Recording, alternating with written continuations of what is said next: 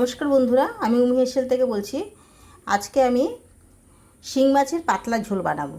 তার জন্য শিং মাছটা কেটে ধুয়ে নুন হলুদ মাখিয়ে নিয়েছি। আর শিং মাছে দেওয়ার জন্য আলু, পেঁপে, কাঁচকলা, গাজর, বিনস। আর এটার মশলা সামান্য জিরে আর গোলমরিচ আর এইটুকু আদা। ব্যাস, এটা দিয়ে আমি শিং মাছ রান্না করব। মাছটা ভাজার জন্য তেলটা গরম করে নিয়েছি। এবার মাছটা দিয়ে দিলাম। মাছটা কিন্তু খুব ফোটে।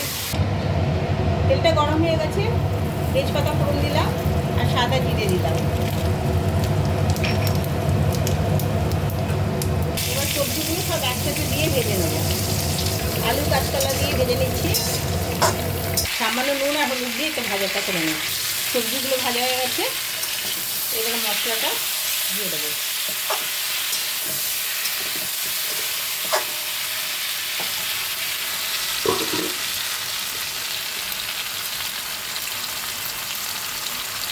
আদা, জিরে, গোলমরিচ বাটা। এটা 5 মিনিট কষিয়ে নেব। আমার মশলাটা কষানো হয়ে গেছে, এবার জলটা ঢেলে দিচ্ছি। এটা উষ্ণ গরম জল দিচ্ছি।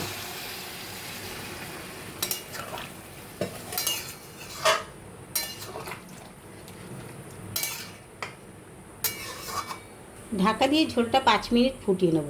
যেহেতু শিং মাছের ঝোল, এই জন্য ঝোলটা খুব পাতলা হবে। এবার মাছটা দিয়ে দিলাম, দিয়ে আরও 2 মিনিট ফুটবে। আমার শিং মাছের পাতলা ঝোলটা হয়ে গেছে, একেবারে পাতলা ঝোল। গোলমরিচ আর শুধু জিরে দিয়ে, লঙ্কাও দিইনি, সামান্য আদা দিয়েছি। এবার সার্ভ করে দেখা। শিং মাছের পাতলা ঝোলটা আমার হয়ে গেছে। এটা বাচ্চারাও খেতে পারবে, ঘরে যদি অসুস্থ কেউ থাকে তারাও খেতে পারবে, সবাই খেতে পারবে। শরীরের জন্য খুবই উপকারী। এইভাবে কাঁচকলা, পেঁপে, আলু দিয়ে, গাজর দিয়ে, বিনস দিয়ে শিং মাছের ঝোল। যদি তোমাদের ভালো লেগে থাকে লাইক করো, কমেন্ট করো, সাবস্ক্রাইব করো। থ্যাংক ইউ, ধন্যবাদ।